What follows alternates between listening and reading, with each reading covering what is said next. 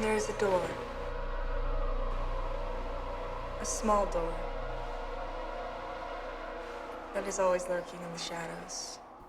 Um, Basically how I started working on Dark Tarot, Professor Landau sent out basically some information in a couple of emails, telling students about the project. I kind of always wanted to try a horror-themed movie. So she asked if I would be willing to help light it, and I said yes. I originally said no because I wanted to relax over the summer, but then I realized I would be bored if I didn't work on something. And the last day of class, he came up to me, he's like, I heard you do script supervising, would you be interested in working on a feature this summer? When he was working on some of the footage for Dark Tarot and I asked him about it, he mentioned that there was a position available for a Foley editor, and I have an interest in sound editing, so I asked him if I could be on the project.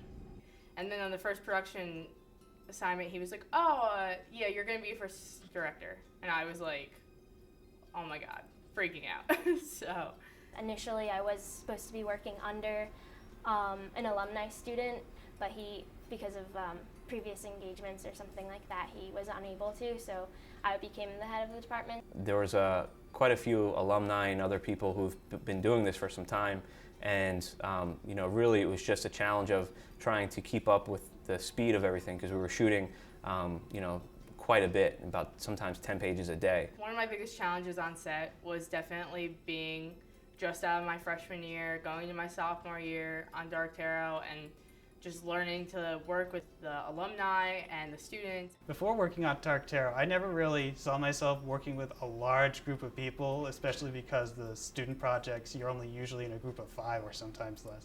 I learned how to work with people older than me, as well as working in a bigger crew, versus working on a student film where you have 5 people maybe on set. Dark Tarot, you had I think a good dozen people. Before working on Dark Tarot, I only worked with one camera, but we were shooting with an A camera and a B camera, and so I would have 2 monitors on set, and just keeping track of one is difficult enough, but with 2 monitors in front of you, it's really difficult to keep track of continuity between both. Since we shot in a house that was still being built and it wasn't furnished yet, being a gaffer and having to set up scenes while other scenes are being shot was a big challenge, because every step you take or anything you put down echoes across the other house. So even if they're on the 2nd floor and you're in the basement, they can still hear you. So basically when you hear action, you have to freeze in place, even if you're carrying like 5 sandbags. Working in an echoey house, being that the mansion was just built, there was no furniture in it, so there's nothing to absorb the sound, so we had to find a way to get over that obstacle.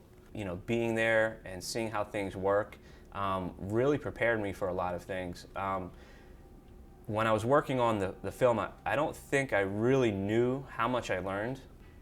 One of the best parts for working with Dark Tarot was it was more professional compared to most projects at the school. It's not being run by really one senior or one energetic student. It's got more of a, you have your job. Being able to work on such a technical aspect of the movie, but still having a lot of creative license over it, where I would look at something that needed a sound effect, like something as simple as a knife being put down, and just being able to really go crazy with it and do whatever I wanted. The best part of working on Dark Tarot was that I actually got to work on a feature film.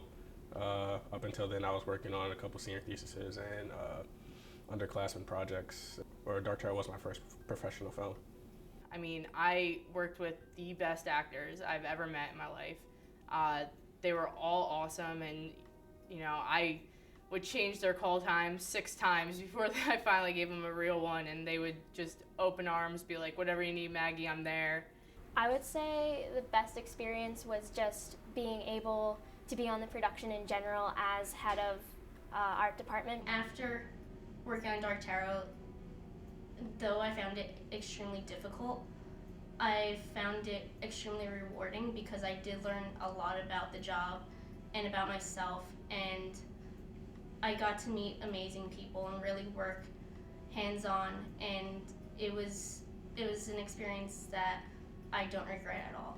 I would definitely recommend other students to work on a production like this. It's a great experience no matter what job title you're given or what you're working as, it's definitely a good experience. It definitely teaches you to take a more professional approach to working film.